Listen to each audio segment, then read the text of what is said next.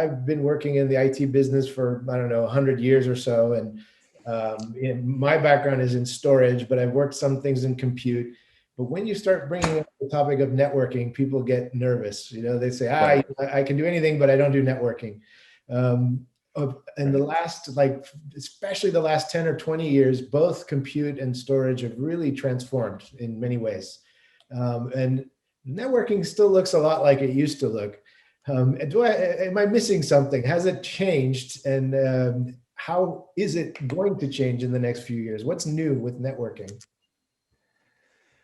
I don't know if it changed. I mean, I've been in networking for pretty much the 100 years. And I remember when I started in Qualcomm, they were saying, everything, and that's, probably the middle of 90s. They said, well, everything that used to go on cable now is in the air, and everything that was in the air is now going on cable, right? So TV was going to cable TV, and, communication was going on mobile phones.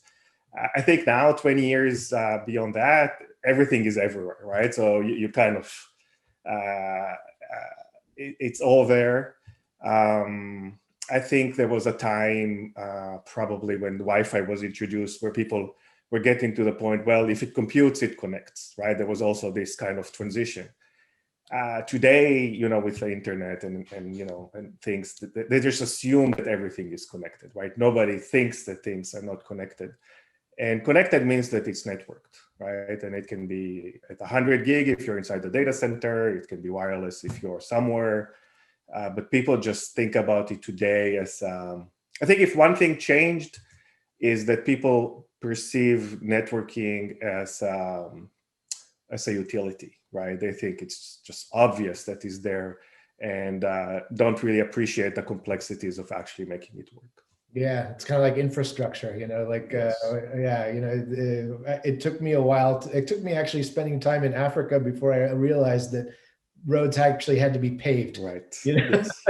And once it's not like Exactly. that, you realize, oh, wow, this is a lot of work. I think, right. IT infrastructure is the same. It's easy to take for granted.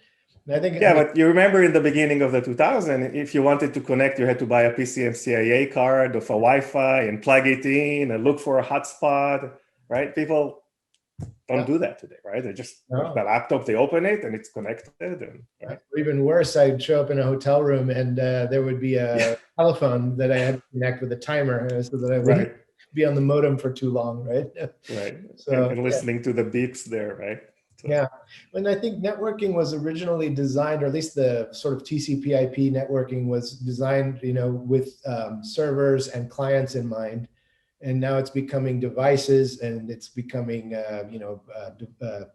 things, Internet of Things. It's becoming, and so now it's like either you abstract it into many devices or you find a way to attach a networking endpoint to a person. It's kind of a tricky thing. So it's also, I guess, changes security as well. The balance between access and, having security. How do you see that change in the last years?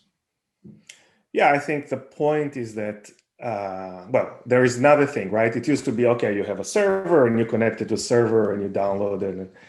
Today, an application is something that consists of many, many applications. So, we have customers that run, we serve a lot with the big banks and their portal is actually 2,700 applications that talk to each other. And the security now becomes, you and all these other applications that talk to each other. And this continuous authentication is one of the things that they have to pay attention to, both from security as well as from performance, because you might go back and forth to the security server, not just once to authenticate you, but every single applications. And that generates not only security concerns, of course, but also performance issues and user experience issues.